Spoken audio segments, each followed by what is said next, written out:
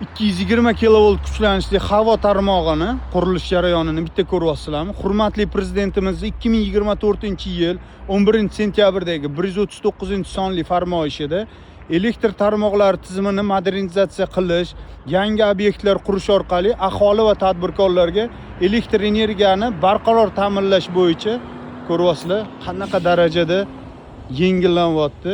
Yangi O'zbekiston atrofidamiz, yangi Toshkentda. Lekin fundamentini o'zini ko'rib bir mendan 3 ta kelsa kerak, juda ham baland. Undan tashqari elektr tanishinglar bo'lsa, bitta rahmatini aytib qo'yinglar, chunki elektr energiya bo'yicha elektriklarga umuman oson emas.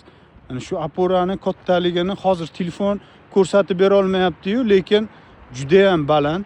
Buni daji zinalari ham bor-da, qanaqadir avariyniy holatlarda yoki nimadir bo'ladigan bo'lsa, elektriklar chiqib, o'shani to'g'irlab sizlarga uyinglarga svetni zo'r qilib yetkazib berish uchun harakat qiladi.